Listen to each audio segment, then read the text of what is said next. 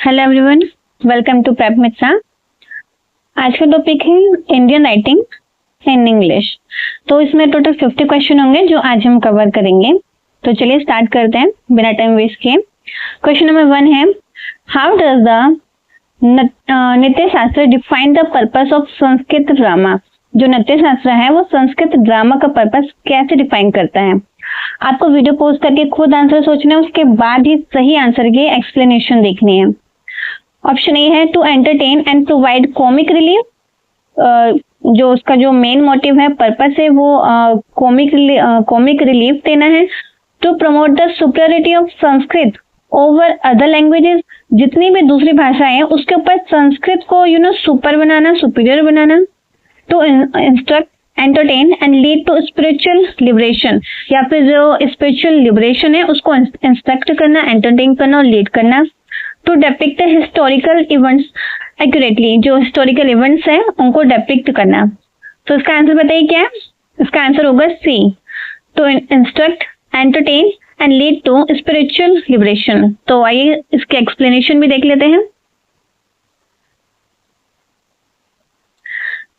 Bharat stage that नृत्य यानी कि drama was created by the gods as the fifth Veda, accessible to all people regardless of caste, of education, and they're intended to serve multiple human needs. According to chapter 1, Natya Shastra drama was created to teach dharma, offer entertainment, provide moral instruction, relieve fatigue and sorrow, present the truth through imitation, guide people toward spiritual upliftment. The Natya Shastra attributed to Bharata is an ancient Indian treatise on performing arts, including drama, dance and music. It emphasizes that the purpose of drama is not merely entertainment, यानी only comic relief नहीं है, but a deeper, didactic and spiritual one. Drama is meant to instruct, entertain and lead to spiritual liberation. तो इसमें आपने देखा कि drama के क्या क्या वेरियस पॉइंट है, इंस्ट्रक्ट करना, एंटरटेन करना और जो स्पिरिचुअल लिबरेशन है उसको लीड करना। इसमें कॉमिक है इसमें, लेकिन सिर्फ कॉमिक नहीं है। ठीक है, तो आगे बढ़ते हैं क्वेश्चन नंबर 2 पे। विच of the following best explains why Sanskrit drama avoids tragic ending. जो संस्कृत ड्रामा है ना, आपने पढ़े होंगे कि वो ट्रेजिक एंडिंग यानी कि किसी की मौत हो जाना या फिर वो भयंकर तबाही, ऐसी चीजें यूज नहीं करते। क्यों नहीं करते। Option A, to ensure commercial success in ancient time. जो पुराना समय था उसमें जो कमर्शियल सक्सेस थी उसको इंश्योर करना कि हाँ सक्सेस होगी ही। To avoid offending the gods depicted in the place, यानी कि जो गॉड्स है उनको ऑफेंड करने से बचना। To align with the Hindu belief in reincarnation and spiritual liberation, यानी कि जो हिंदू बिलीफ है कि रीबर्थ होता है। लाइक अगर हम अगर कुछ चीजें गलत चल रही है तो सही भी चलेगी, यानी कि पॉजिटिव वे में देखना। To cater the tastes of aristocracy, जो एरिस्टोक्रेसी है उसको बढ़ाना या उसके लिए। तो इसका आंसर होगा सी। इसकी एक्सप्लेनेशन एक बार देखते हैं। Sanskrit drama is deeply rooted in Hindu philosophy, especially concept such as dharma, karma, moksha and reincarnation, जो कि जिक्र अभी हमने देखा था। These beliefs shape the emotional and moral tone of dramatic works, even if the plot involves struggles, separation और sorrow। यानी कि अगर जो प्लॉट है, जो कैरेक्टर्स है, जो कहानी है, उसमें ना स्ट्रगल चल रहा है, सेपरेशन चल रही है, दुख चल रहा है, तो भी कंक्लूजन क्या होता है, होपफुल होता है, रिस्टोरेटिव होता है कि हाँ सब सही हो जाएगा, इसको रिस्टोर कर लिया जाएगा कुछ भी गलत हो रहा है तो इसमें क्यों ट्रेजिक एंडिंग जो अवॉइड होती थी। Sanskrit plays aim to reaffirm cosmic order, यानी कि जो भी हमने खोया है वो वापस में हमको मिल जाएगा। सफरिंग में acquire during the play, but ultimately Dharma is restored, Karma is resource and spiritual growth is suggested. यानी कि जब प्ले चल रहा है तो उसमें सफरिंग होगी, दुख भी होंगे, दर्द भी होंगे, पीड़ा भी होगी, लेकिन लास्ट में क्या होगा, धर्मा जो है रिस्टोर हो जाएगा, जो कर्म है सबके उसके अकॉर्डिंग सबको फल मिलेगा और स्पिरिचुअल ग्रोथ सजेस्ट की जाएगी। This reflect the cyclical nature of life and rebirth with the possibility of renewal and liberation, not final annihilation. ठीक है, तो आगे बढ़ते हैं क्वेश्चन नंबर 3 पे। Evaluate the role of rasa in Sanskrit drama. Which of the following best describe its significance? जो रासा है Sanskrit drama में उसका रोल क्या है? It determines the social class of the characters. It ensures the plays adheres to the rules of नट्य शास्त्र. Option first है कि जो सोशल क्लास है कैरेक्टर्स में उसको बताता है. ये इंश्योर करता है कि जो नट्य शास्त्र है वो रूल के अकॉर्डिंग हो. It dictate the linguistic structure of the play. ये जो प्ले का जो लैंग्वेज उसमें यूज हो रही है उसको डिक्टेट करता है. It evokes defined emotional responses in the audience achieving aesthetic bliss. तो इसका आंसर क्या होगा? इसका आंसर होगा डी. इसकी एक्सप्लेनेशन देखते हैं. सबसे पहले समझते हैं कि रासा क्या है. अगर आपने कुछ भी नहीं पता लिटरेचर के बारे में तो आप ये प्रैक्टिस जरूर करें. What is rasa in Sanskrit drama? In the context of Sanskrit drama, rasa, literally meaning is essence or flavor, is one of the most central concept of Indian aesthetics as elaborated in the Natya Shastra by Bharatmuni. Rasa की definition क्या है? Rasa is the emotional essence or sentiment that a drama seeks to evoke in the audience. It is not just raw emotion but a refined, universalized emotional experience that leads to aesthetic enjoyment, जिसको कहते हैं आनंद, and a deeper level spiritual insight. यानी कि जो रासा है ना वो सिर्फ रो सेंटीमेंट नहीं है कि जो प्ले कर रहा है वो ऊपर ऊपर से दिखा रहा है, बल्कि उसको पूरे तरीके से फील करवाता है जो ऑडियंस तक फील करती है. ठीक है. The audience doesn't just feel Joy. वो सिर्फ खुशी, डर या प्यार फील नहीं करती. वो जो पूरा चल रहा है ना उसको एक्सपीरियंस करती है अपने आप से जोड़ के. This ultimate goal is rasa anubhav, यानी कि रासों को फील करना. The experience of rasa which lead to aesthetic bliss like rasa anand. यानी कि जब रासा इतने अच्छे से होगा कि जो ऑडियंस है वो उसको फील करेगी तो उसको क्या बोलेंगे? Aesthetic bliss. रासा का जो है आनंद हो रहा है. This is more than entertainment. ये एंटरटेनमेंट से ज्यादा है, एक स्पिरिचुअल प्यूरिफिकेशन है. ठीक है. तो आगे बढ़ते हैं क्वेश्चन नंबर 4 पे. Analyze the bilingual nature of Sanskrit drama. Sanskrit drama का जो बाइलिंगुअल नेचर है यानी कि दो लैंग्वेज का नेचर है उसको एनालाइज करो. What does it reveal about the society in which it was performed. वो सोसाइटी के बारे में क्या रिवील कर रहा है उस टाइम जो होते थे. आपको पता हो, आपको संस्कृत ड्रामा में आपने लैंग्वेज का नेचर पढ़ा होगा. उसमें लैंग्वेज दो टाइप की थी, एक तो प्राकृतिक थी और एक संस्कृत थी, जिसको अलग अलग तबके के लोग बोलते थे. तो चलिए पढ़ते हैं, आपको आगे एक्सप्लेनेशन में समझ आ जाएगा. It was a strategy. Pen का size. It was a strategy to make the plays accessible to a wider audience. ये स्ट्रेटेजी थी कि जो प्ले है वो ज्यादा से ज्यादा फैले, ज्यादा से ज्यादा उसको जनता मिले. ठीक है. It reflected the hierarchical structure of society with language tied to caste and class. Yes, इसमें जो लैंग्वेज थी ना वो दो टाइप की थी जो कि कास्ट एंड क्लास को रिफ्लेक्ट करती थी.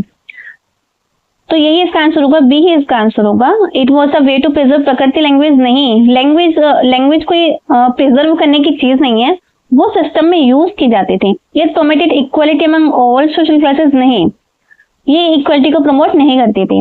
आगे देखते हैं, इसका आंसर है it reflected the hierarchical structure of society with language tied to caste and class. Bilingual nature of Sanskrit drama क्या था? One of the most striking feature of classical Sanskrit drama is its deliberate use of multiple languages.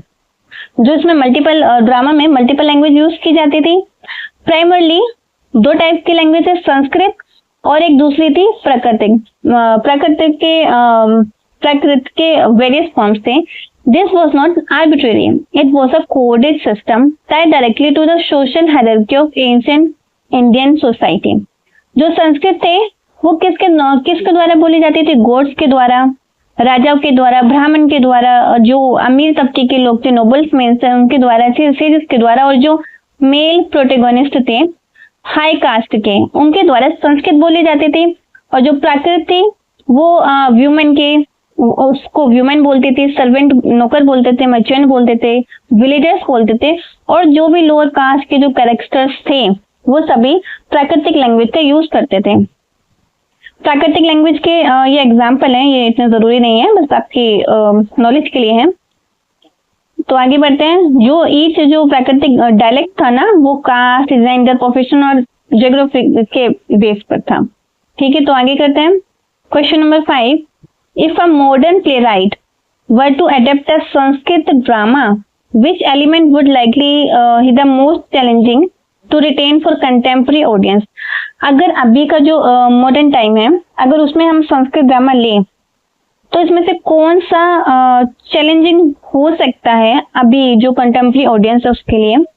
The use of music and dance, the absence of tragic endings, the bilingual dialogue structure, the depiction of ghosts and supernatural elements.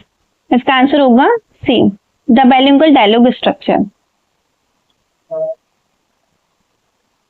The bilingual or multilingual dialogue structure of Sanskrit drama is deeply embedded in the social, culture and linguistic landscape of ancient India.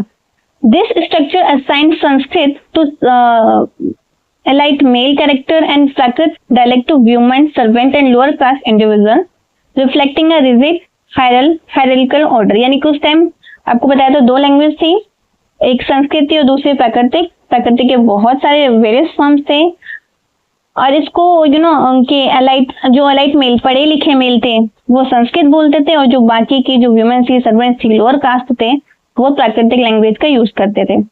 आज के time पे ये challenging क्यों हो सकती है? ये दो लैंग्वेज हम आज के टाइम पे यूज क्यों नहीं कर सकते कि जो लोअर कास्ट के लोग हैं वो प्राकृतिक लैंग्वेज यूज करें और बाकी के संस्कृत लैंग्वेज यूज करें? क्योंकि जो मॉडर्न ऑडियंस है वो लिंग्विस्टिक इक्वलिटी की डिमांड करते हैं। आज के टाइम पे कोई भी ये पार्शियलिटी नहीं देखेगा। जो कंटेम्प्रेरी वैल्यूज जो है वो बहुत एगुलेटरियन हो गई है। असाइनिंग डिफरेंट डायलेक्ट और register based on caste, gender, status look likely to be seen as problematic, elitist और इवन डिस्क्रिमिनेटरी। यानी कि जो पास्ट टाइम चल रहा था हमारे एंशिएंट टाइम्स में, वो आज के टाइम पे लिंग्विस्टिक इक्वल जो लिंग्विस्टिक पार्शियलिटी हो रही थी, वो आज के टाइम पे हमारे प्ले में नहीं देखी जा सकती। वो एक चैलेंज होगा, डिफिकल्ट होगा ट्रांसलेट करना इनटू मॉडर्न कंटेक्स्ट को। लॉस ऑफ नॉन्स होगा, अनकल्चरल डिस्कनेक्ट होगा, लोग अपने आप को एक दूसरे से अलग समझेंगे। आगे बढ़ते हैं क्वेश्चन नंबर 6 पे। Why is Kalidasa often considered as an elitist poem? Elitist का मतलब होता है विद्वान, ज्यादा पढ़े लिखे, हाई एजुकेटेड। तो उसके क्या रीजन थे? He avoided depicting common human emotions. क्या उन्होंने जो कॉमन ह्यूमन इमोशंस है उसको अवॉइड किया? नहीं, वो कॉमन ह्यूमन इमोशंस को लिखते थे। His works were written exclusively in Sanskrit. उनका जो वर्क था वो पूरी तरीके से संस्कृत में लिखा गया था। His themes cater to the nobility and court life. He strictly adhered to the rules of नाट्य शास्त्र। तो इसका आंसर होगा सी। जितने भी उनके जो पोएम्स थी, जो उनकी नॉवेल्स थी, लाइक मेघदूत, उन्होंने क्या वो क्या करते थे, जितनी भी उनकी थीम्स थी ना, मोस्टली थीम्स में नोबिलिटी और कोर्ट लाइफ के बारे में बताते थे। इसका आंसर होगा सी। अब क्यों होगा? कालिदास जो थे वो widely regarded as the greatest classical Sanskrit poet and dramatist. वो एक काफी बड़े क्लासिकल संस्कृत पोएट थे और ड्रामेटिस्ट भी थे। His plays and poetry are celebrated for their linguistic beauty, emotional depth and philosophical insight, but they are also often labeled elitist due to the social and cultural orientation of his work.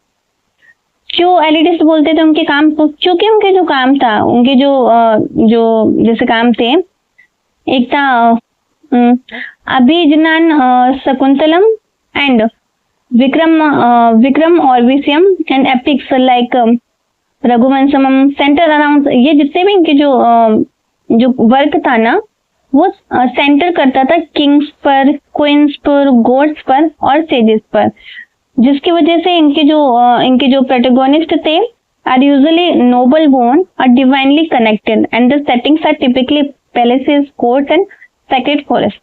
इनका जितना भी work था वो ज्यादातर ना court पर, Kings पर और क्वीन पर डिपेंड करता था, जिसकी वजह से इनको एलाइट कहा गया। आगे बढ़ते हैं क्वेश्चन नंबर 7 पे। How does Kalidasa's depiction of Ujjain reflect his literary style? जो कालिदासा का वर्क था, इन्होंने एक लिखा था मेघदूत। मेघदूत, उसमें इन्होंने उज्जैन के बारे में लिखा था। तो उसमें पूछ रहे कि वो किस तरीके से उज्जैन जो इन्होंने लिखा है वो उनके लिटरेरी स्टाइल को रिफ्लेक्ट करता है। It highlights the natural beauty and cultural richness of the region. Yes, इसमें इन्होंने नेचुरल ब्यूटी के बारे में बहुत लिखा था उज्जैन की। It emphasize the scientific advancement of the beauty, नहीं। It critics the social inequality of the time, नहीं। इन्होंने इनइक्वालिटी के बारे में कुछ भी नहीं कहा था, इन्होंने सिर्फ पॉजिटिविटी कही थी उज्जैन के बारे में। It focuses on the political struggles of the city, no. Answer A होगा। आगे बढ़ते हैं, इनकी थोड़ी पढ़ लेते हैं उज्जैन के बारे में। Ujjain, also spelled as Ujjaini, holds a special place in Kalidasa literacy imagination in several of his works, most notably in the poem मेघदूता। ये मेघदूता पोएम थी जिसमें उज्जैन के बारे में था। He offers a vivid, romanticized and poetic vision of the city। इन्होंने इस उज्जैन के सिटी के बारे में काफी अच्छे से रोमांटिसाइज करके काफी बड़े तरीके से बताया था। Kalidasa describes Ujjain as a city blessed with rivers, groves, flowering gardens and gentle breezes। इन्होंने उज्जैन को बोला कि उज्जैन सिटी ना ब्लेस्ड है, उसके ऊपर आशीर्वाद है कि उसके मतलब उसके पास रिवर्स है, ग्रोव्स है, बहुत सारे फूलों के गार्डन है और जेंटल ब्रीजेस है, ठंडी ठंडी हवाएं चलती है। His language is ornate and sensual. इसमें इनकी जो लैंग्वेज थी वो ऑर्नेट और सेंसुअल थी, highlighting the aesthetic joy of the landscape. For example in Meghaduta, the cloud is instructed to pass over Ujjain and Kalidasa lingers on the cities scenic splendor, showing his deep attachment to the natural beauty। आगे बढ़ते हैं question number 9 पे। If Kalidasa were writing today, अगर कालिदासा आज लिख रहे होते, which modern genre might best align with his focus on human emotions और नेचुरल बॉडी। तो आज के टाइम पे उनमें से ऐसा क्या है जो ह्यूमन इमोशंस और नेचुरल ब्यूटी जिसके बारे में वो लिखते थे मोस्टली, उससे अलाइन करेगा। Historical drama, romantic poetry, political satire या साइंस फिक्शन। आपने अभी पढ़ा ये जो है रोमांस के बारे में ज्यादा बोला था, इन्होंने उज्जैन की सिटी को भी रोमांटिसाइज किया था। तो इसका आंसर होगा डी। इसके एक्सप्लेनेशन देखते हैं। Romantic poetry, Kalidasa is celebrated for its lyrical elegance, sensitivity to human emotions and deep preservance for nature. His works are rich in themes of love and longing. इनका जो काम था वो लव के ऊपर था। फोर्टिंग इमेजरी नेचर के ऊपर बहुत ज्यादा थी। सिंबलिज्म से जो कि इनर इमोशनल वर्ल्ड को कनेक्ट करते थे बाहर के नेचुरल वर्ल्ड से, और यही क्वालिटी जो है इनको रोमांटिक पोएट्री की ओर प्रायोरिटाइज करती है। आगे बढ़ते हैं क्वेश्चन नंबर 9 पे। Evaluate the significance of Ujjain in Kalidasa's works, what might the city have inspired him so deeply. इन्होंने जो उज्जैन पर वर्क किया है, तो ऐसी जो सिटी थी उन्होंने ऐसा क्या इतना इंस्पायर किया कि उन्होंने इस पर लिखा। It was a center of scientific and mathematical learning? No. It is natural beauty and cultural vibrancy provide a backdrop for his imagination. Yes. उसकी ब्यूटी ने इनको अट्रैक्ट किया था कि वो इस पर लिखे। ठीक है। Its natural beauty and cultural vibrancy provided a rich backdrop of his imagination. Why Ujain inspired Kalidasa so deeply? For his natural beauty.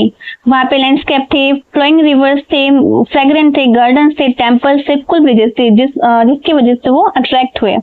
Next है cultural and spiritual vibrancy. Ujjain एक कल्चरल हब था जिसमें काफी सारे टेम्पल्स थे, बहुत सारे त्योहार मनाए जाते थे, अलग अलग तरह का म्यूजिक था, आर्ट थी, और जिससे बहुत सारी चीजें वो सीख रहे थे, लर्निंग भी थी। इन दोनों की वजह से वो इंस्पायर हुए। बाकी आपको पीडीएफ मिल जाएगी, आप उसमें डिटेल में पढ़ना। अभी हमें जल्दी से 50 क्वेश्चन कंप्लीट करने हैं। How does Kalidasa Abhijnana Shakuntala differ from the original Mahabharata story of Shakuntala. एक तो शकुंतला थी जो ओरिजिनल थी महाभारत में, और एक कालिदास जी के द्वारा लिखी गई थी जिसको बोलते हैं अभिजन्ना शकुंतला। तो इसको बोले कि इन दोनों में क्या डिफरेंस था। Kalidasa removes all reference to supernatural elements. नहीं, उन्होंने सुपरनैचुरल्स की बात की है। Kalidas emphasizes romantic and emotional elements over the epics focus on lineage. Kalidas का नाम आपको जहां भी मिले उसमें रोमांटिक और इमोशनल बोला होना, तो आप उसको ही टिक करना। बी ही इसका राइट आंसर होगा। स्टेजिंग एंडिंग नहीं। Kalidasa portrait Shakuntala as a warrior rather than a हेर्मिस्ट्रोटस नहीं। तो एक्सप्लेनेशन भी देख लेते हैं इसकी। Kalidas emphasizes romantic and emotional elements over the epic's focus on lineage. Emphasizes on romance and emotions. Kalidas expends the love story between Shakuntala and king Dushyant. जो story थी उसमें शकुंतला और किंग दुष्यंत के बारे में था, इन्होंने इनकी जो लव स्टोरी थी उसको और ज्यादा बढ़ाया. किस तरीके से उसमें सेंसिटिव और इमोशनल जर्नी जोड़ के इन्होंने ही introduce the famous motive of the lost story due to stage curse which doesn't exist in the original Mahabharata version. यानी कि इन्होंने इस स्टोरी में एक्सपेंड जब किया स्टोरी को तो उसमें सेज कर्स जोड़ा जो कि महाभारत के ओरिजिनल वर्जन में नहीं है. The place includes the themes of longing, separation and eventual reunion. इसमें इन्होंने क्या किया, लाइक रिश्ते को लंबा चलाया, उसने सेपरेशन की और फिर वापस उनका रीयूनियन भी कर दिया. जबकि जो महाभारत की जो शकुंतला की स्टोरी थी ना, वो लाइनेज और धर्मा पर फोकस करती थी, जो कि महाभारत की शकुंतला व्यास ने लिखी थी. In Vyas version the relationship is mentioned briefly and pragmatically. The primary concern is Bharat birth since it becomes the eponymous ancestor of the Bharat dynasty. ठीक है, तो आगे बढ़ते हैं. क्वेश्चन नंबर 12 में Analyze the role of Durvasa's curse in Abhijannan Shakuntala. What thematic purpose does it serve?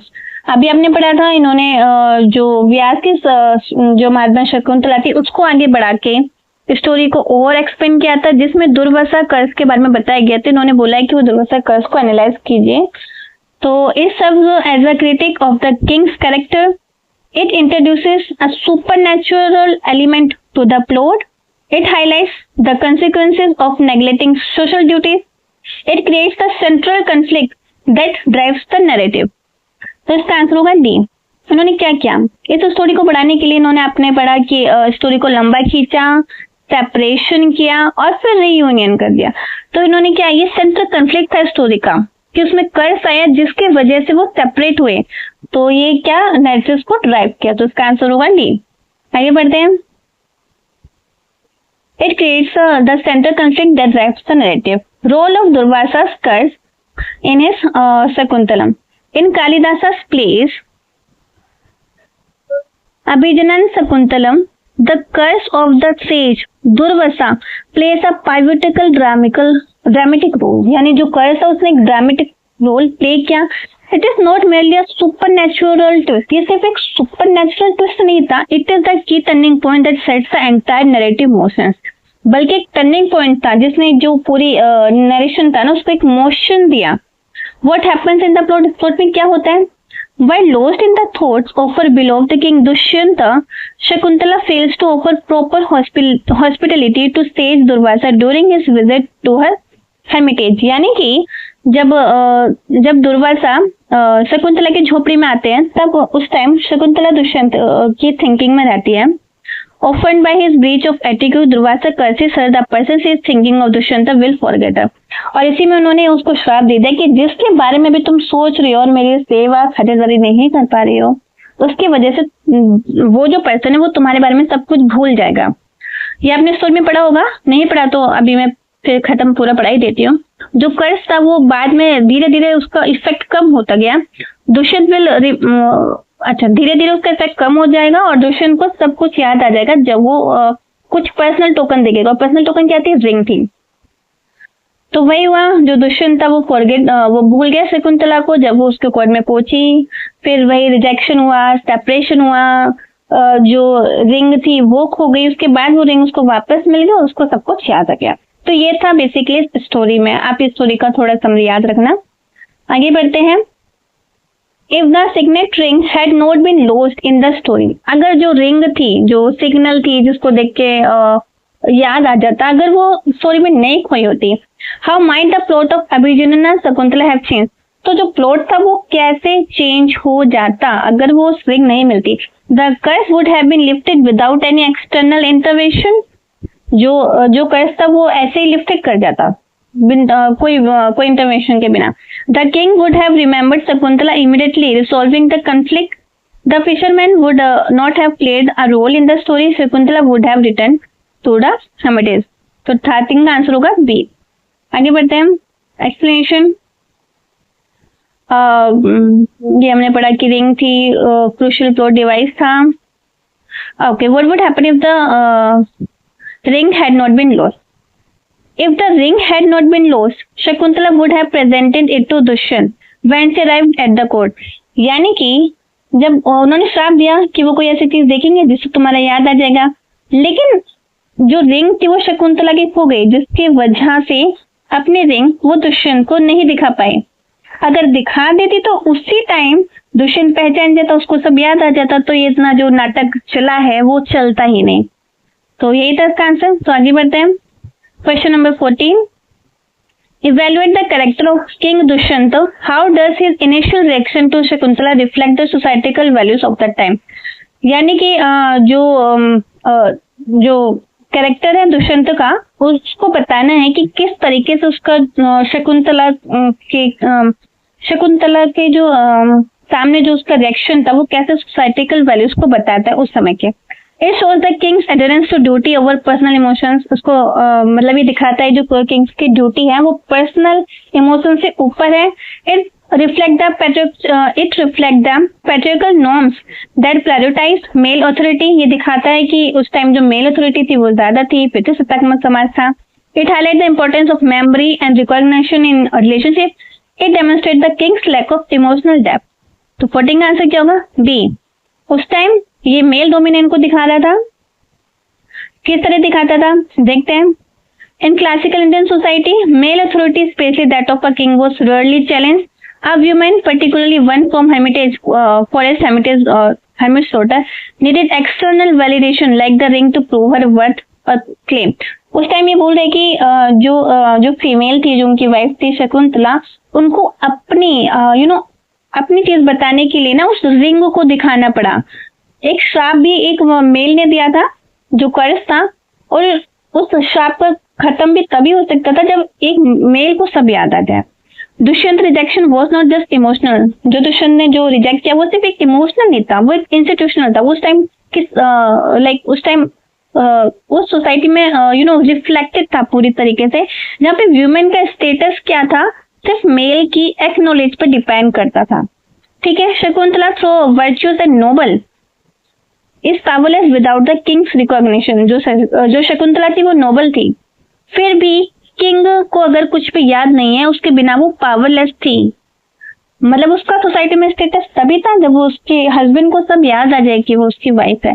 This dramatize the precarious position of the women. ये जो है दिखाता है कि उस टाइम वुमेन की सिचुएशन क्या थी। आगे बढ़ते हैं क्वेश्चन नंबर 15 पे।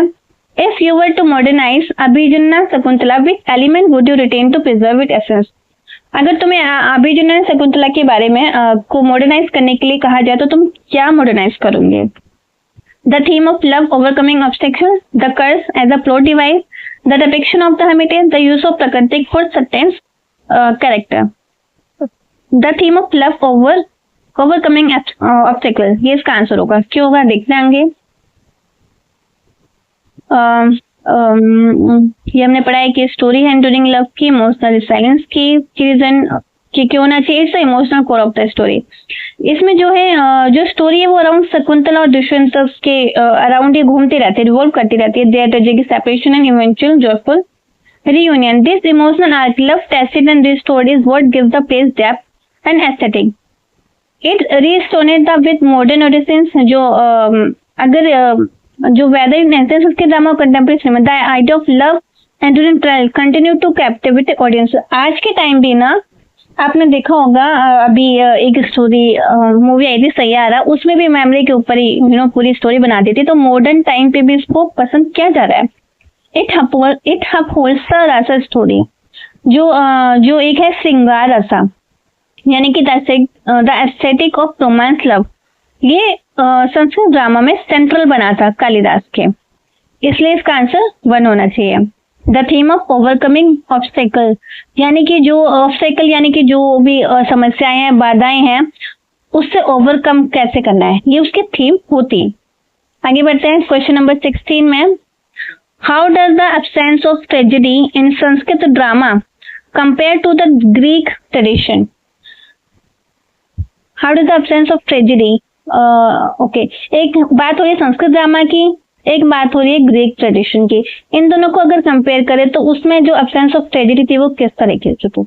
संस्कृत ड्रामा जो थी फोकस करती थी स्पिरिचुअल लिबरेशन पे, जबकि ग्रीक ड्रामा ह्यूमन सफरिंग को एक्सप्लोर करता था। ऑप्शन बी में कह रहे हैं Sanskrit drama adheres to the three unities unlike Greek drama. Option C Greek drama incorporate music and dance unlike Sanskrit drama. और option D both tradition about tragic ending to ensure audience satisfaction. तो इसका answer क्या होगा? ए होगा। संस्कृत ड्रामे में क्या spiritual liberation के ऊपर फोकस होता था और ग्रीक ड्रामे में ह्यूमन सफरिंग को दिखाते थे। एक बार इनका थोड़ा पढ़ लेते हैं इनमें क्या डिफरेंस था, ठीक है। Sanskrit drama is outline to the in the native सास डेडिकेटेड एंड स्पिरिचुअल था। Its goal is to evoke rasa को दिखाना, स्पेशली इन द स्थायी भाव यानी इमोशंस के लिए, leading towards aesthetic bliss ananda. Tragic endings are avoided, tragic ending इसमें अवॉइडेड थी। और जबकि सोरो कॉन्फ्लिक्ट दिखाया जाता था, लेकिन फिर भी जब एंड होता था ड्रामा तो धर्म को रिफ्लेक्ट करता था और पॉजिटिव वे में होता था। और बात करें ग्रीक ड्रामा की तो उसमें ह्यूमन सफरिंग और फेथ किस्मत को दिखाया जाता था। Greek tragedy as found in the word Sophocles Euripides and embraces human suffering. ये ह्यूमन सफरिंग को एम्ब्रेस करती थी, उसको दिखाती अच्छे से।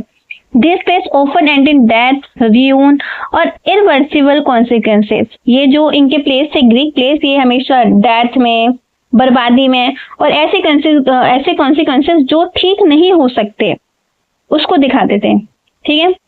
आगे बढ़ते थे क्वेश्चन नंबर 17 में। What is the key difference between Kalidasa Abhijnana Shakuntala and Mrichchhakatika. Mrichchhakatika जो कि सुधाकर ने लिखी थी और अभी हमने पढ़ी है कालिदासा की अभिजुनन शकुंतला। इनमें क्या डिफरेंस थे पढ़ते हैं। Kalidasa words human well Sudhakar incorporates it. Kalidasa focuses on political intrigue well Sudhakar emphasizes romance. हमने पढ़ा है कि कालिदास जो थे वो रोमांस को लिखते थे, तो भी तो इसमें दूर दूर तक नहीं हो सकता अगर आपको इतना भी पता है तो। कालिदासा वर्क इज द नाटका वेल सुधाकर इज द प्रकरण। यस, कालिदासा के जो वर्क थे वो नाटक होते थे, ड्रामा होते थे, तो सी ही इसका आंसर होगा।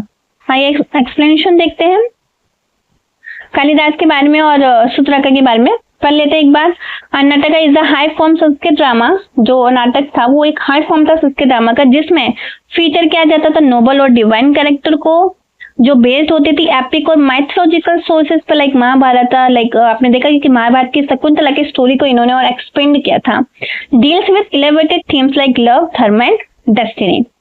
और जो सुधाकर थे वो प्रकरण होती थी। प्रकरण क्या होती है? एक more secular and worldly form drama होती है। इन्होंने ड्रामा का ही एक सेक्युलर फॉर्म होता है प्रकरण। Written by playwright own invention, not drive from epics of mythology. खुद ही लिखा जाता था, किसी दूसरे कंटेक्स्ट से नहीं होता था।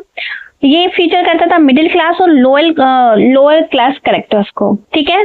इनमें क्या होता था? सोशल रियलिज्म होता था, रोमांस होता था, कॉमेडी होती थी, पॉलिटिक्स सटायर होते थे। पॉलिटिक्स सटायर आपने पढ़ा था नहीं, कालिदास में नहीं होता। आगे बढ़ते हैं क्वेश्चन नंबर 18 पे।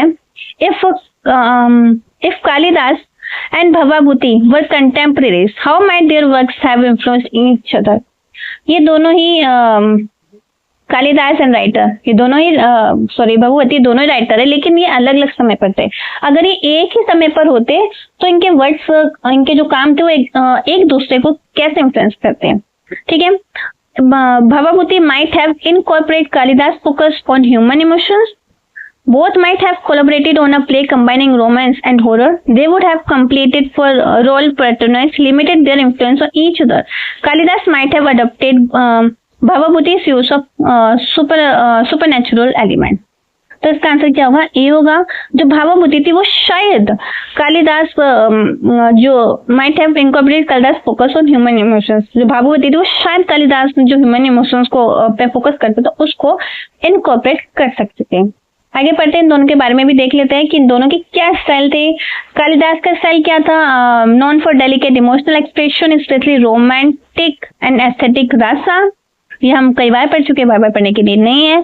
जो भावाभूति स्टाइल इसका भी पढ़ते हैं, non for intense portrayal like pathos, tragedy and moral complexity. ये करुणा रस, करुणा क्या होता है? दुख होता है, दुख, सैडनेस, इसके बारे में लिखते थे और ट्रेजेडी के बारे में लिखते थे।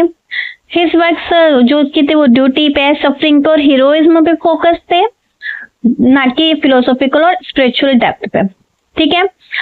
Bhagwati with is already deep emotional and moral tone could have drawn for Kalidas a more romantic and aesthetic sensibilities to balance emotional nuance with lyrical healthy.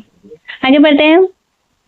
Question number 19, imagine you are tasked with directing a modern adaptation of Abhijnana Shakuntala. Imagine कीजिए कि आपको ना अभिजन्ना शकुंतला लिखने के लिए कहा गया है, मॉडर्न डायरेक्टिंग हो, ठीक, मतलब मॉडर्न टाइम पे लिखने के लिए टास्क दिया गया। Which contemporary issue could you parallel with Durvasa's curse. तो दुर्वासास कर्स के लिए आप अब कंटेम्प्रेरी में कौन सा इशू पैरेलल कर सकते हैं?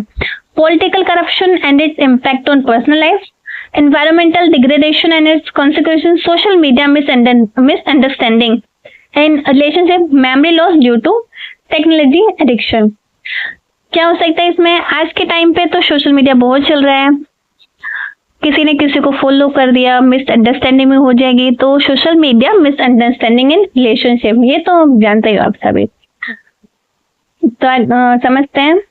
आई थिंक उसको समझाने की भी जरूरत नहीं है। क्वेश्चन नंबर 20 पे आते हैं।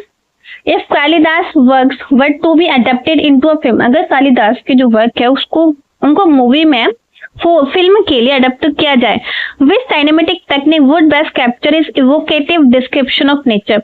तो ऐसी कौन सी सिनेमेटिक टेक्निक होगी जो इनके डिस्क्रिप्शन को बेस्ट कैप्चर कर सकती है? Close up shots of characters emotions. Yes, इसमें इमोशंस बहुत ज्यादा थे, तो यही राइट आंसर। आगे बढ़ते हैं। Wide angle shots of landscape and natural beauty. Natural beauty के बारे में तो कुछ खास नहीं था उसमें। Fast pace editing to depict action sequence, नहीं। Monochrome visual to emphasize timelessness, ये तो लॉजिक ही नहीं है, तो ऑप्शन ए होगा। आगे क्यों होगा? क्योंकि देखिए इनका जो वर्क था उसमें स्वीपिंग था, लिरिकल पोर्ट्रेट्स थे, forest, reverse, clouds, mountains, changing seasons, लेकिन जो इसमें जो मेन मोटिव था वो थी इनकी स्टोरी, तो इनके इमोशंस को कैप्चर करना बहुत इंपॉर्टेंट है। ठीक है, आगे बढ़ते हैं। How does Natya Shastra define the purpose of Sanskrit drama? Repeat हो रहा है क्या? तो focus only on your journey to depict historical events in history.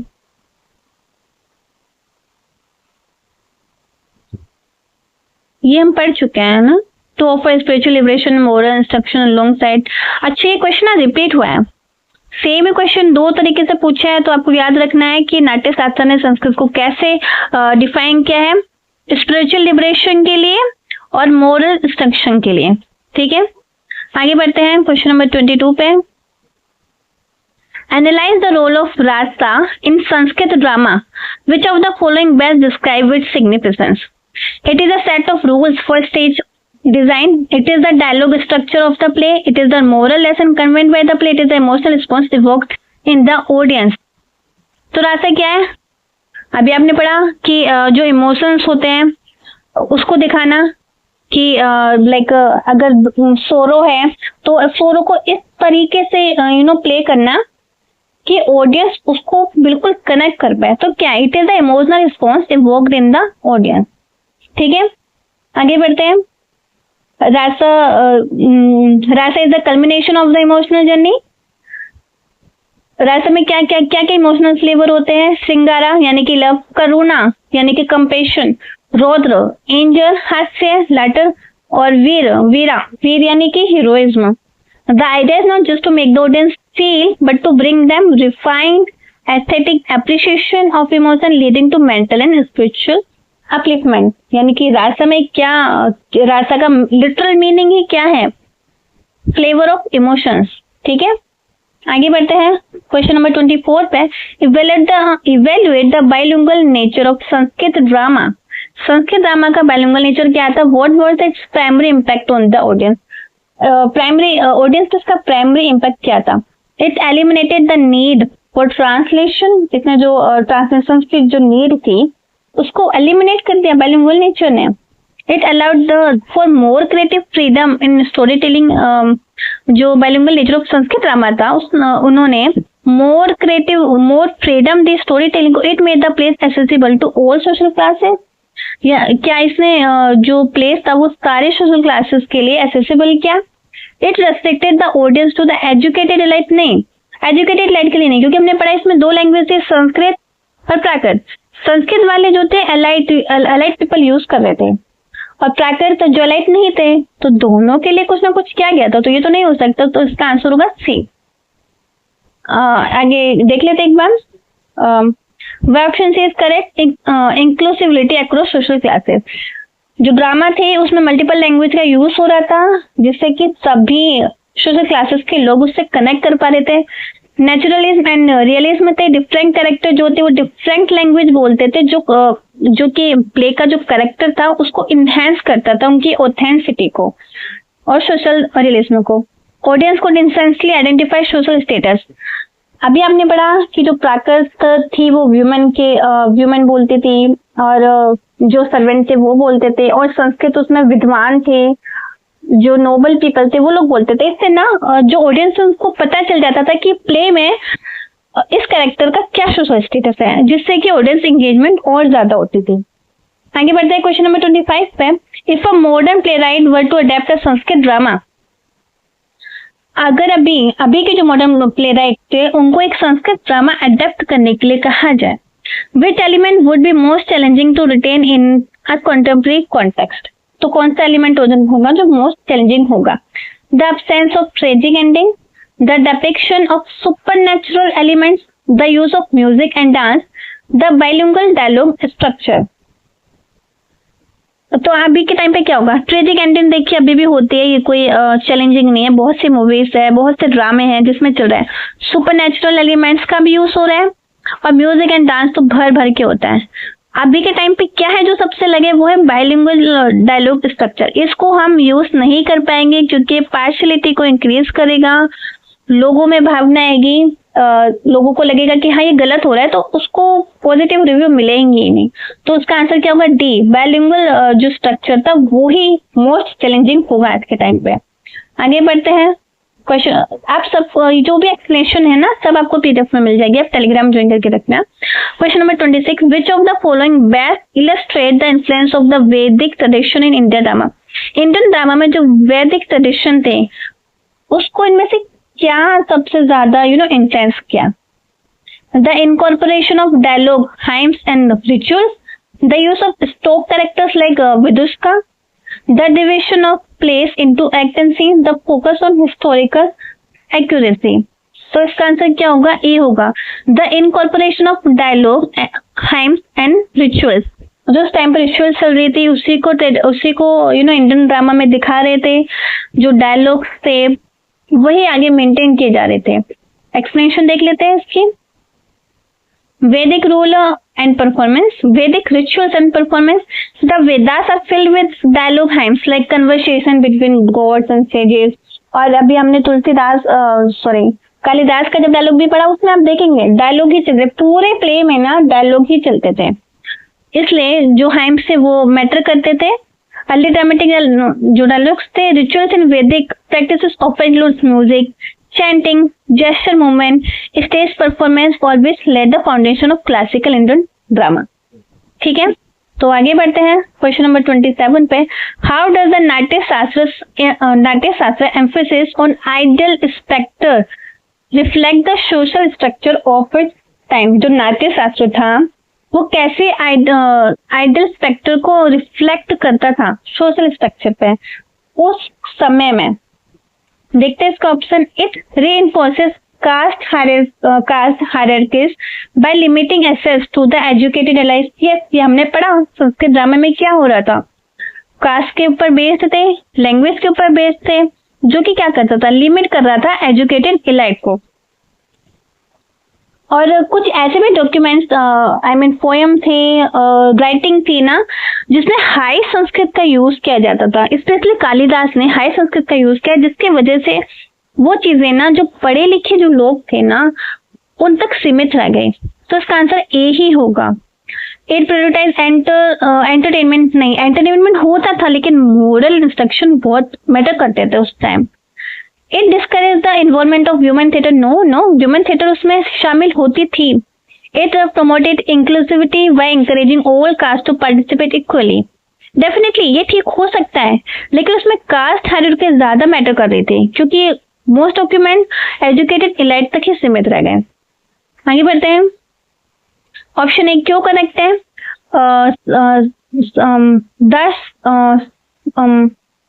10 साहित्य यानी कि आइडल स्पेक्टर। दिस साहित्य is a someone with a cultivated mind, emotional sensitivity and a deep understanding of rasa. This concept implicitly assumes a certain level of education, culture exposure and refinement, especially for upper classes, Brahmin and Kshatriyas. Drama as a tool for elite. While the Natya Shastra claims that drama is for the enjoyment of all the people, the sophisticated language यानी कि Sanskrit, the philosophical and poetic depth, ये क्या बताते हैं कि high Sanskrit का use हो रहा था जिसको सिर्फ जो एजुकेटेड पीपल थे वही पढ़ पा रहे थे, तो इस तरीके से लिमिट हो गया। आगे बढ़ते हैं क्वेश्चन नंबर 28 पे। Compare Indian and Greek drama. ये अभी हमने ग्रीक अभी हमने कंपेयर किया था ना। What is the key difference in their treatment of time and space? ये आप कर सकते हैं। Indian drama allows for shift across years and realms unlike Greek drama.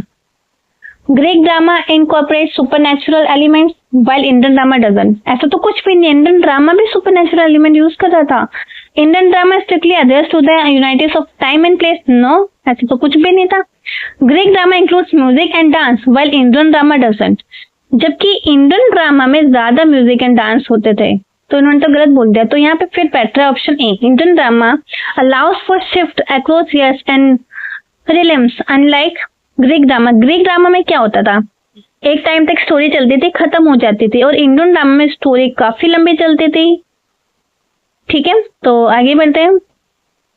जैसे कि कालिदास में पढ़ा था कि जो flexible treatment of time and space, जो स्टोरी थी वो काफी समय तक चलती थी, जैसे मेमोरी वाले में थी, काफी साल तक वो मेमोरी भूला रहा, जबकि ग्रीक में ऐसा कुछ भी नहीं होता था। ठीक है, क्वेश्चन नंबर 29 पे आते हैं। What does Kalidas depiction of Ujjain suggest about his world view? यानी कालिदास ने जो उज्जैन के बारे में लिखा था वो वर्ल्ड व्यू से क्या डिपिक्ट करते हैं? He focus solely on the grandeur of the royal court, ऐसा तो नहीं था। He celebrated the harmony between nature and culture. Yes, उन्होंने नेचर कल्चर और ह्यूमन इनके बीच में जो मेंटेनेंस थी उसके बारे में भी बताया था, तो ये इसका राइट आंसर होगा। He criticise the scientific and advancement, नहीं पॉजिटिव लिखते थे हमेशा। He viewed urban life as chaotic and disorganised, no, option B इसका राइट आंसर होगा। क्वेश्चन नंबर 13 पे आगे बढ़ते हैं। How does the Kalidas treatment of Shakuntala differ from original Mahabharata narrative? देखिए क्वेश्चन ना रिपीट हुए हैं, इसलिए इसमें भी रिपीट हो गया है क्योंकि ये क्वेश्चन बार बार पूछा गया है, तो ये आपको याद हो गया होगा। He adds emotional depth and romantic idealism. He portrait Shakuntala as a warrior rather than a lover, बल्कि लवर ही थी वो उसमें। He eliminates the role of a supernatural elements. He focuses more on political aspect of the story. तो 30 का क्या answer होगा? ए होगा। इन्होंने इमोशनल डेप्थ और रोमांटिक को बताया था, और जहां पे कालिदास का नाम आए वहां रोमांटिक ही देखना मिलेगा जरूर। ठीक है, 31 करते हैं। Evaluate the significance of Kalidasa's association with Ujjain. How did it influence his work? जो कालिदास की जो वर्क था उज्जैन के, उसने कालिदास के वर्क को कैसे इन्फ्लुएंस किया? It disconnected him from the common people. ये क्या लॉजिक है? It inspired his vivid description of nature and culture. It led him to focus exclusively on scientific theme. Scientific theme नहीं, ये बात करते थे लेकिन नेचर पे ज्यादा फोकस था उज्जैन में।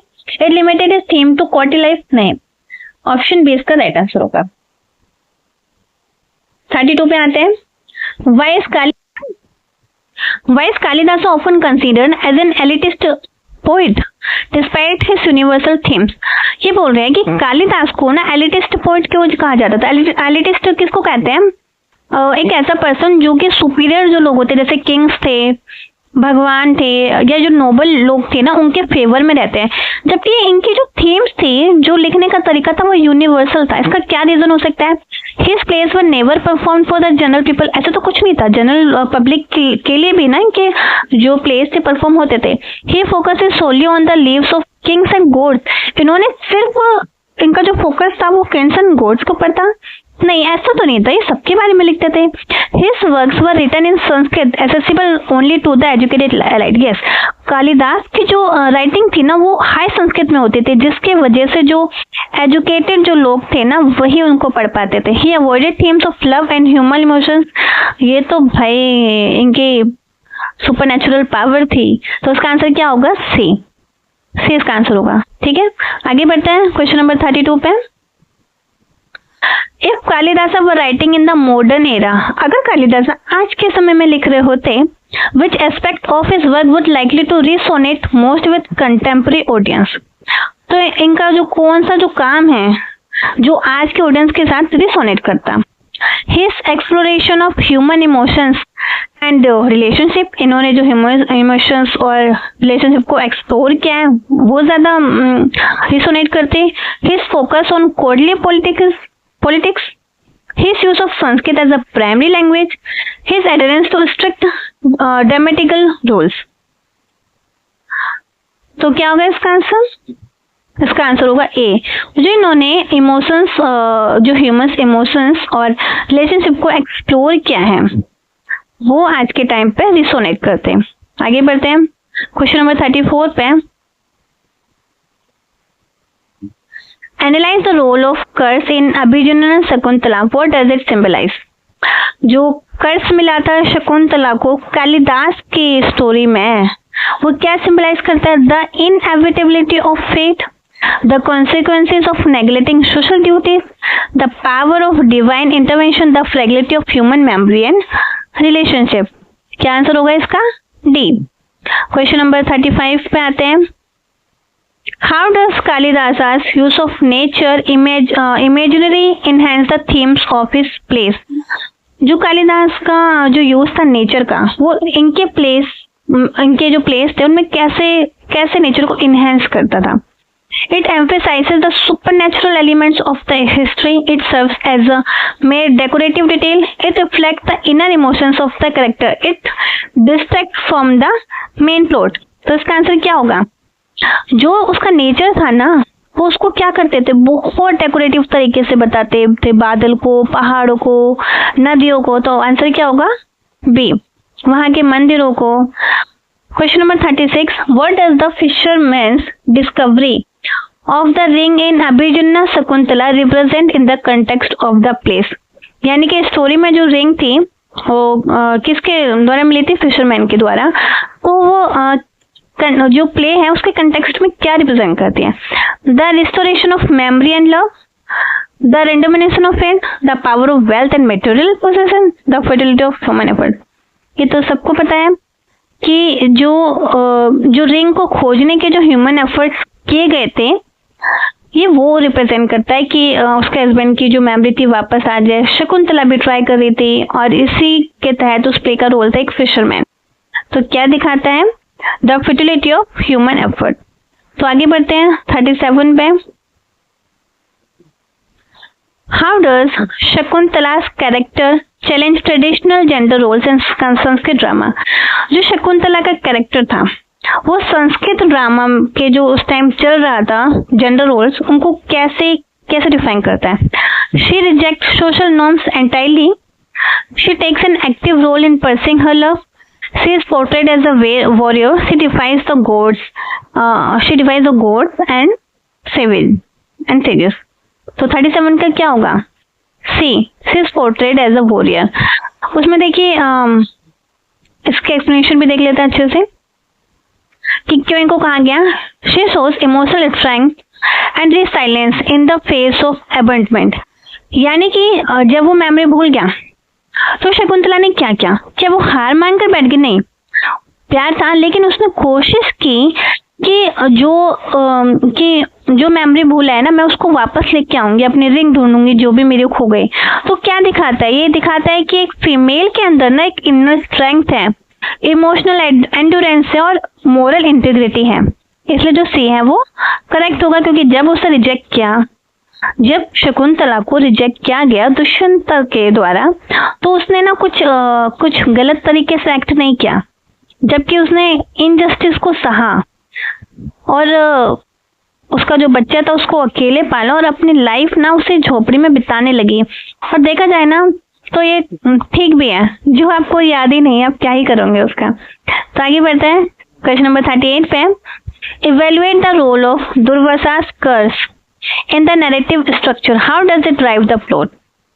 सेम वही स्टोरी है। It resolve the central conflict of the play. Yes, अगर ये कर्स नहीं होता तो स्टोरी आगे ही नहीं बढ़ती। तो 38 इसका राइट आंसर होगा। आगे बढ़ते हैं 39 पे। What does the reunion of Shakuntala and Dushyant signify in the place conclusion. जब लास्ट में जाके स्टोरी में शकुंतला और दुष्यंत का मिलन होता है तो क्या कंक्लूड करता है वो play. The importance of royal line is the futility of human relationship, the triumph of love over memory and faith, the inevitability of divine intervention. तो इसका आंसर क्या होगा, सी होगा, कि जब भूलने के बाद भी जो प्यार है उसकी जीत हुई। और ये मैं जब पढ़ती हूँ ना, मुझे आज के टाइम पे जो मूवी चल रही है ना उसका याद आ जाता है। आगे बढ़ते हैं क्वेश्चन नंबर 40 पे। How does Kalidasa use the character of the Vidushaka jester in his play. जो विदूषका का कैरेक्टर था उसको कैसे कालिदासा ने डिफाइन किया। अब डोंट वरी, जो ये विदूषका के बारे में हम आगे एक्सप्लेन में पढ़ेंगे। अगर आपको आंसर आते हैं तो ट्राई कीजिए, वरना एक्सप्लेनेशन देखने के बाद ट्राई कीजिए। To serve as the main antagonist, to provide comic relief and critique societal norms, to narrate the story directly to the audience, to highlight the hero's flaws। तो इसका आंसर होगा B, to provide comic relief and critique societal norms। इसमें क्या societal norms को criticise किया गया था, कैसे क्या देखते हैं। Kalidasa uses Vidushaka jester not just for humour but also a clever social commenter. यानी कि जो विदूषका का यूज था वो सिर्फ एंटरटेनमेंट के लिए नहीं यूज किया गया था, बल्कि जो सोसाइटी थी उसके ऊपर कमेंट था, वो मॉक्स द फ्लो ऑफ किंग्स और सोसाइटी। जो राजा थे और जो सोसाइटी थी उनको मॉक किया गया था, उनकी गलतियों को बताया गया था। Act as a loyal friend to the hero, जो हीरो था उसका लॉयल फ्रेंड के एज अ लॉयल फ्रेंड उसको रोल प्ले किया था। Uses wit and sarcasm to reveal deeper truth, सच्चाई को दिखाने के लिए सरकेज्म का यूज हुआ था। Helps balance the emotion weight of the story with comedy. In Abhijnana Shakuntala for example the Vidushaka adds humour but also questions royal behaviour and hypocrisy, making him more than just a sidekick. तो आगे बढ़ते हैं question number 41 पे। How does Kalidasa's depiction of Ujjain reflect the culture and intellectual ethos of his time. जो कालिदासा ने उज्जैन लिखी थी वो किस तरीके से कल्चरल और इंटेलेक्चुअल की जो थे उसको उस समय उनके टाइम का दिखाती थी। By presenting Ujjain as a mythical city disconnected from historical reality. ऐसा तो कुछ भी नहीं था, बल्कि वो माइथोलॉजिकल नहीं, वो रियल में बताते थे कि हाँ ये है। मिथिकल का मतलब होता है भ्रम, वो भ्रम नहीं था, वो सच्चाई थी, उन्होंने देखा था और फिर उन्होंने अपने प्रेम में बताया था। By emphasizing its role as a military stronghold rather than a cultural center, बल्कि वो कल्चरल सेंटर ही बता रहे थे उज्जैन को, ना कि military stronghold. By portraying Ujjain as a hub of both natural splendor and intellectual progress। Yes, यही सही आंसर है। तो इसका आंसर क्या होगा, सी होगा। इन्होंने बोला by focusing solely on its natural beauty and ignoring its scientific advancement. ये सच है कि इन्होंने नेचुरल ब्यूटी के बारे में बताया था, डेफिनेटली दिस इज ट्रू, लेकिन इन्होंने साइंटिफिक की जो एडवांसमेंट थी उसको इग्नोर नहीं किया था। तो इसका आंसर क्या होगा, सी होगा। क्वेश्चन नंबर 43 पे आते हैं।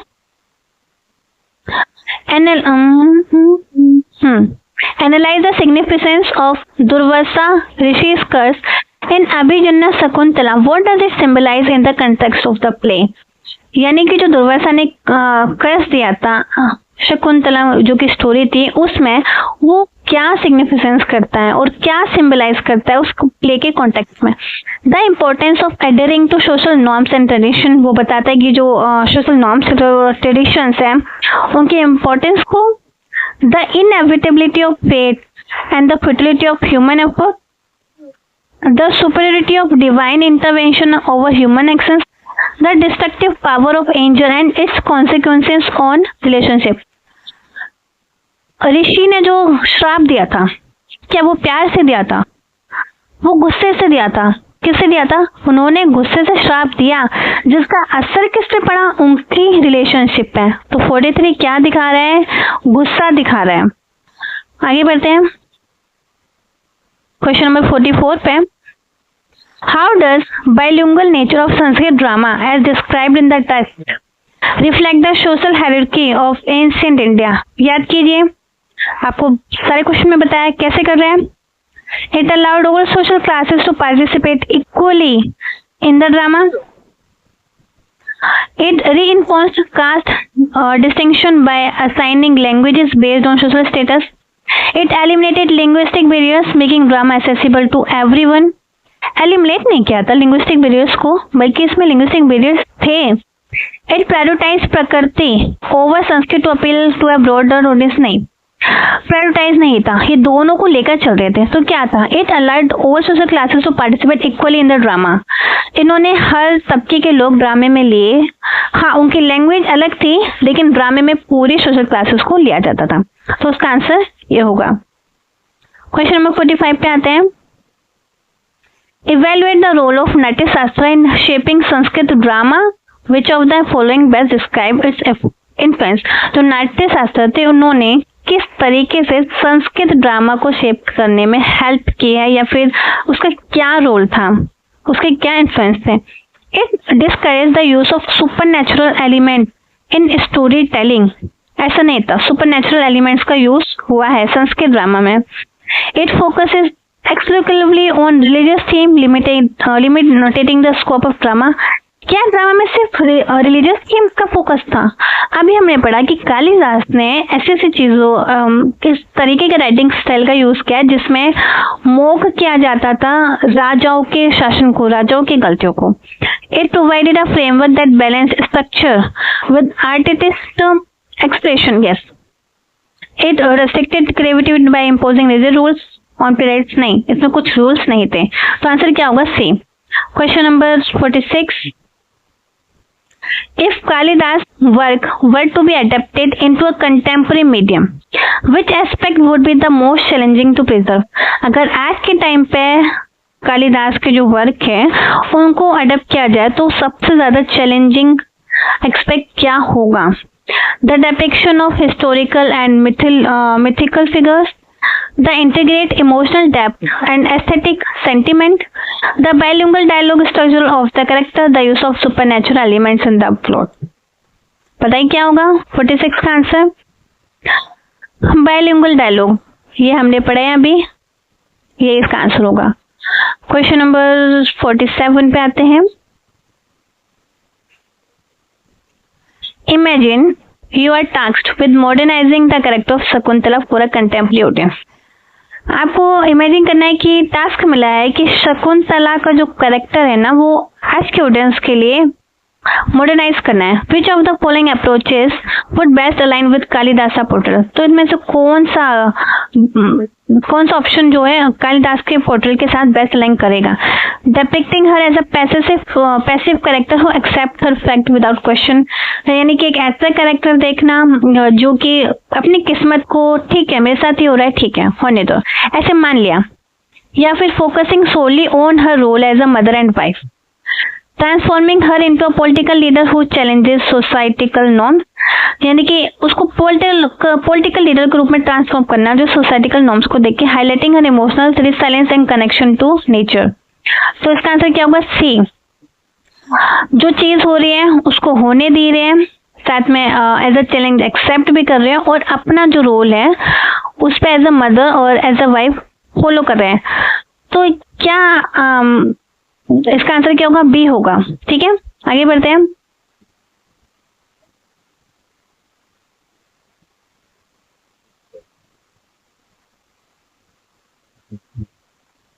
क्वेश्चन नंबर 48 पे, what does the absence of tragedy in Sanskrit drama and discuss in the context reveal about ancient Indian cosmology.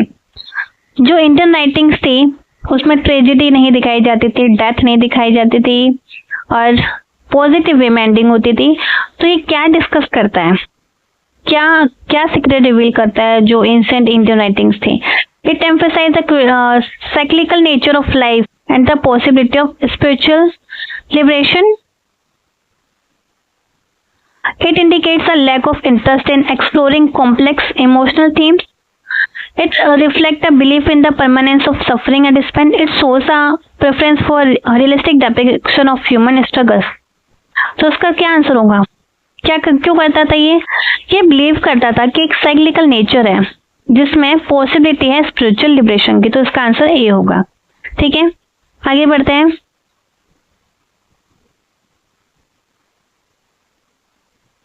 Question number 49 पे, how does Kalidas use of nature imagery in his work enhance the themes of his place. जो कालिदास की जो जो imagination power थी ना nature के ऊपर, वो कैसे इनके प्लेस को इनहेंस करती थी? By contrasting the chaos of human emotions with the order of nature, by symbolizing the emotional states of the characters and the harmony of the universe, by serving as a mere background decoration with no thematic relevance. No, ये तो बिल्कुल logic ही नहीं बना था। by emphasizing the insignificance of human actions in the face of nature's power.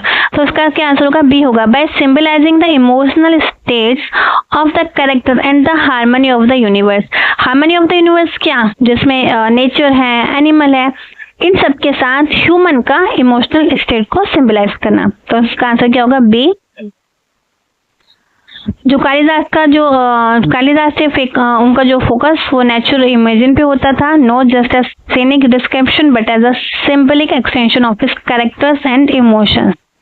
ठीक है, question number 50 last है। If you were to compare Kalidas work to Greek drama, अगर आपसे बोला जाए कि आप कालिदास के वर्क को ग्रीक ड्रामा से कंपेयर करें, विच of the following would be a की पॉइंट ऑफ द कॉन्ट्रास्ट। तो इनमें से सबसे ज्यादा मेन की पॉइंट क्या होगा? The absence of supernatural elements in Kalidas work. देखिए, कालिदास के वर्क में सुपरनैचुरल पावर होती थी, सुपरनैचुरल एलिमेंट्स उसमें होते थे। श्राप देना क्या है? श्राप देना सुपरनैचुरल एलिमेंट है। The lake of tragic ending in Kalidas place, yes, Kalidas के प्ले में ट्रेजिक एंडिंग नहीं होती थी। तो इसका आंसर क्या होगा? बी होगा। तो इसका एक्सप्लेनेशन है, आप पढ़ लीजिएगा। तो आज यही खत्म होता है, मिलते हैं नेक्स्ट सेशन में।